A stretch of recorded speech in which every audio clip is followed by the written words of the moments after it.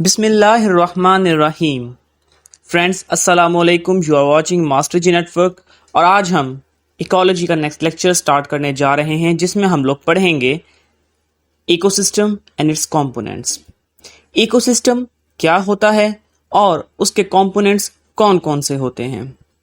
तो फ्रेंड्स यहाँ पर मैं आपको बता दूं सबसे पहले इकोसिस्टम की डेफिनेशन, मगर उससे भी पहले अगर आपने हमारे चैनल मास्टर जी नेटवर्क को लाइक, सब्सक्राइब और शेयर नहीं किया हुआ तो पहले ये कर लीजिए। तो आइए चलते हैं।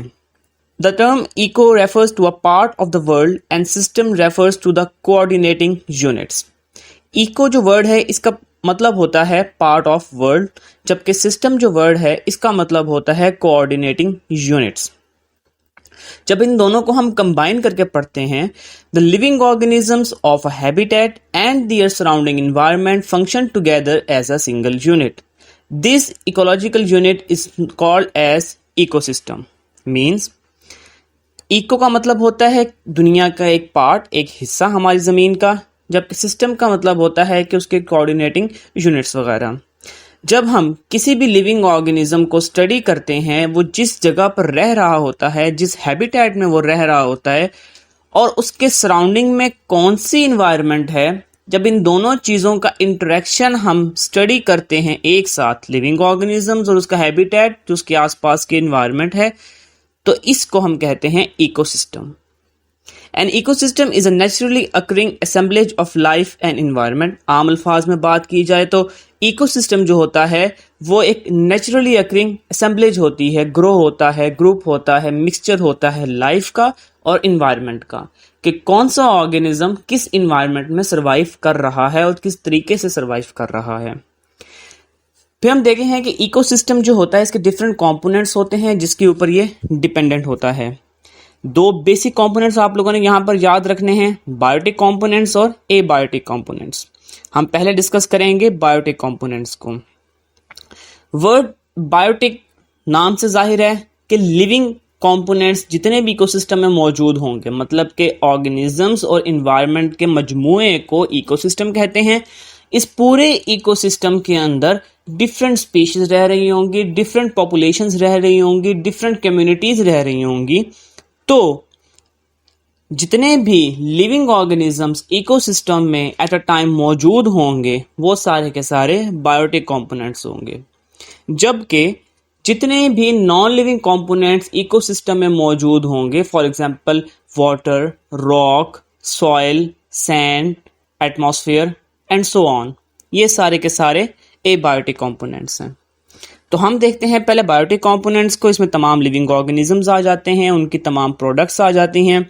इसके अलावा इसमें तमाम एनिमल्स, प्लांट्स, बैक्टीरिया, फंगस, उनकी waste products, fallen leaves, branches वगैरह, एक्सक्रीटा, सारी चीज़ें आ जाती हैं। फिर हम ये देखते हैं कि उनकी एक्टिविटी की बेस के ऊपर कि कौन सा लिविंग ऑर्गेनिज्म क्या एक्टिविटी परफॉर्म करता है, इनको हमने 4 कैटेगरीज में डिवाइड कर दिया है, जिसमें से जो बेसिक 3 हैं वो हम पहले स्टडी कर लेते हैं। Number 1 producer, number 2 consumer, number 3 transformers और जो नंबर 4 है डिकम्पोजर्स, ये एक अलग से पार्ट है, इसको भी हम डिटेल में देखते हैं आगे।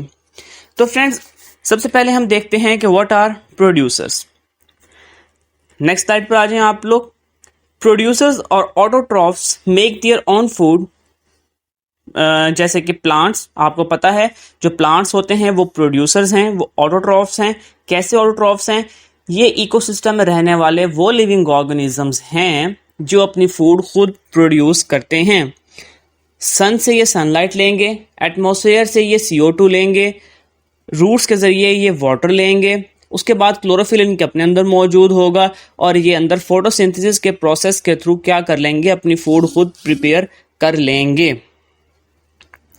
तो इस तरीके से जो ये प्लांट्स हुए ये प्रोड्यूसर्स हुए या ऑटोट्रॉफ्स हुए। फिर हम बात करते हैं कि जो कंज्यूमर्स होते हैं, शॉर्ट डेफिनेशन इनकी देख रहे हैं अभी हम। जो कंज्यूमर्स होते हैं उनको हम हेटेरोट्रॉफ्स भी कहते हैं।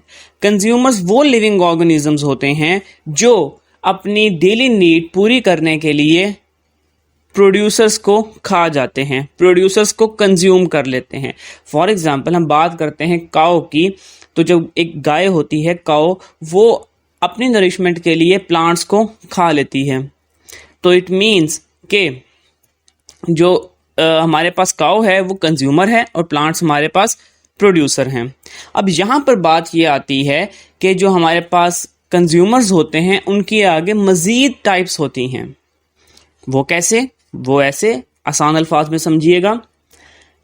हम लोग देखते हैं कि अगर छोटे लेवल से स्टार्ट करते हैं, प्लांट है, उसने अपनी फूड खुद प्रिपेयर कर ली, देन उसके बाद एक बाहर से फॉर एग्जांपल ग्रास है, ग्रास प्लांट की एक टाइप है, ग्रास है वो प्रोड्यूसर हो गया। एक ग्रास हॉपर आया, ग्रास हॉपर ने उसको आकर उसको कंज्यूम किया ग्रास को, तो जो ग्रास हॉपर था वो कंज्यूमर हो गया। अब ग्रास हॉपर को आसपास का कोई और एनिमल, फॉर एग्जांपल कोई आसपास कोई एक आप कह लें कि हमारे पास फ्रॉग है, फ्रॉग उसको खा लेता है। अब फ्रॉग ने ग्रास हॉपर को कंज्यूम किया, तो इट मीन्स कि फ्रॉग भी कंज्यूमर हो गया। अब ग्रास हॉपर ने कंज्यूम किया था प्लांट को, तो वो ग्रास हॉपर भी कंज्यूमर था। तो अब कंज्यूमर्स में डिफरेंशिएट कैसे करेंगे, क्योंकि कंज्यूमर्स भी एक दूसरे को कंज्यूम कर रहे हैं। तो उसका तरीका ये है कि जो प्लांट होगा वो प्रोड्यूसर होगा, प्लांट को जो चीज़ खाएगी वो प्राइमरी कंज्यूमर, प्राइमरी कंज्यूमर को जो चीज़ खाएगी वो सेकेंडरी कंज्यूमर, सेकेंडरी कंज्यूमर को जो चीज़ कंज्यूम करेगी that is called as tertiary consumer, and the cycle goes on जब तक फूड चेन चल रही है। तो यहाँ पर आप लोगों ने ये बात समझ लेनी है कि जो प्लांट ग्रास है वो प्रोड्यूसर हो गया ऑर्डर ऑफ, जबकि ग्रास हॉपर जो था वो प्राइमरी कंज्यूमर हुआ क्योंकि उसने ग्रास को उस पर फीड किया। देन जो फ्रॉग था उसने ग्रास हॉपर को खाया, इट मीन्स जो फ्रॉग है वो सेकेंडरी कंज्यूमर। अब एक आसपास स्नेक फिर रहा है, सांप, उसने आकर फ्रॉग को कंज्यूम कर लिया, तो जो सांप होगा वो हो जाएगा टर्शरी कंज्यूमर। और अगर सांप को कोई और ईगल वगैरह हवा में उड़ता हुआ देखता है और उसे कंज्यूम कर लेता है तो वो उसकी फिर आगे साइकिल चलती रहेगी। तो this is the basic concept of consumers, primary consumer, secondary consumer, tertiary consumer, ETC। फिर हम आगे देखते हैं कि हमारे पास कंज्यूमर्स में हर्बीवोर्स भी आते हैं, कार्निवोर्स भी आते हैं और इसके अलावा ओमनीवोर्स भी आते हैं, जैसे कि ह्यूमन बींग्स जो प्लांट्स भी कंज्यूम करते हैं और एनिमल्स भी कंज्यूम करते हैं। ओके फ्रेंड्स, यहाँ तक होप्स आपको बात जो है वो क्लियर समझ आ गई होगी। नेक्स्ट हम चलते हैं what are decomposers. Decomposers are heterotrophs that break down the dead tissue and waste products. जो ये हम डीकम्पोजर्स होते हैं ये वो हेटेरोट्रॉफ्स होते हैं कि जब कोई लिविंग ऑर्गेनिज्म मर जाता है, उसकी डेथ हो जाती है, देन डीकम्पोजर्स क्या करते हैं, उसके टिश्यूज़ की ब्रेक डाउन करते हैं। और बड़ा ही इंपॉर्टेंट रोल होता है इनके इकोसिस्टम के अंदर, क्योंकि ये न्यूट्रिएंट्स को रिसाइकल करते हैं। फॉर एग्जांपल एक प्लांट था, सही है, प्लांट मर गया, डेड डिकेइंग, वहाँ पर डिकम्पोजर्स आएंगे, माइक्रो ऑर्गेनिजम्स आएंगे, उसके जो प्लांट के अंदर के न्यूट्रिएंट्स होंगे उसकी रिसाइकलिंग करेंगे, उनको खुद कुछ कंज्यूम करके बाकी सॉइल में छोड़ देंगे। वो जो न्यूट्रिएंट्स सॉइल में होंगे उनको बाकी प्लांट्स में कंज्यूम करके अपनी ग्रोथ करवा लेंगे। तो ये जो हमारे पास डिकम्पोजर्स होते हैं इनका इकोसिस्टम के अंदर बड़ा बेसिक रोल होता है। इनमें बैक्टीरिया भी आती है, फंगस भी आते हैं। अगर कोई किसी एनिमल की डेथ हो गई है तो उसके साथ भी ये सेम प्रोसेस रिपीट करेंगे, उसकी जो डिकेइंग है, उसकी जो मसल, उसके जो न्यूट्रिएंट्स की ब्रेक डाउन है वो करेंगे। ओके फ्रेंड्स, अब हम थोड़ा सा, जैसे मैंने आपको थोड़ा सा पहले एक ओवरव्यू दे दिया, थोड़ी सी इसकी डिटेल पढ़ते हैं प्रोड्यूसर्स की। Producers are also called as energy transducers. इनको हम एनर्जी ट्रांसड्यूसर्स भी कहते हैं क्योंकि ये सोलर एनर्जी को कन्वर्ट करते हैं केमिकल एनर्जी में, ऑर्गेनिक और इनऑर्गेनिक सब्सटेंसेस की मदद से। क्योंकि सनलाइट आ रही है, उसमें सोलर एनर्जी है, ये उसको कंज्यूम करेंगे प्लांट्स या प्रोड्यूसर्स, किसके अंदर, केमिकल एनर्जी के अंदर, इसलिए इन्हें एनर्जी ट्रांसड्यूसर्स कहा जाता है। और यही एनर्जी देन आगे जाकर कहाँ पर यूटिलाइज होगी, जिसको जब इसको बाकी प्लांट्स को एनिमल्स कंज्यूम कर लेंगे तो वो एनर्जी का कुछ पार्ट एनिमल्स के अंदर चला जाएगा। प्रोड्यूसर्स को, नेक्स्ट स्लाइड पे आ जाएं, प्रोड्यूसर्स को हम ऑटोट्रॉफिक भी कहते हैं क्योंकि ऑटो का मतलब होता है सेल्फ, ट्रॉफ का मतलब होता है नरिशिंग, यानी कि अपनी नरिशमेंट खुद करते हैं, खुद फूड बनाते हैं अपनी एक तरह से। They are capable of synthesising food from non living inorganic components. ये non living inorganic components से फूड खुद बना सकते हैं और ज़्यादातर ग्रीन प्लांट्स होते हैं। देन हम बात करते हैं कंज्यूमर्स की। इसके बारे में आपको मैंने डिटेल से पहले भी बता दिया है कि कंज्यूमर्स वो होते हैं जो प्रोड्यूसर्स को कंज्यूम करते हैं। इसके बाद हम बात करते हैं नेक्स्ट स्लाइड पर प्राइमरी कंज्यूमर्स की। तो प्राइमरी कंज्यूमर्स का मैंने आपको बता दिया है कि जो कंज्यूम करेंगे प्लांट्स को या प्रोड्यूसर्स को, उनको हम प्राइमरी कंज्यूमर्स कहेंगे।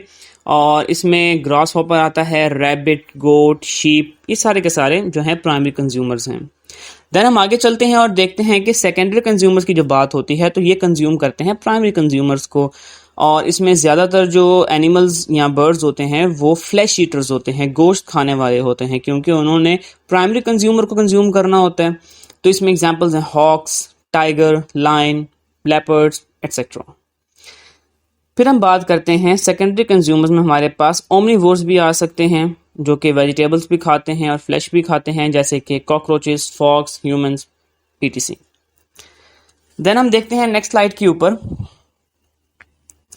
कि टर्शियरी कंज्यूमर्स क्या होते हैं। टर्शियरी कंज्यूमर्स वो होते हैं जो ख़ास तौर पर प्रीडेटर्स होते हैं, प्रीडेट करते हैं, और ज़्यादातर ये लार्ज एनिमल्स होते हैं। अब वो लायंस वगैरह भी हो सकते हैं या कोई और एनिमल भी हो सकता है।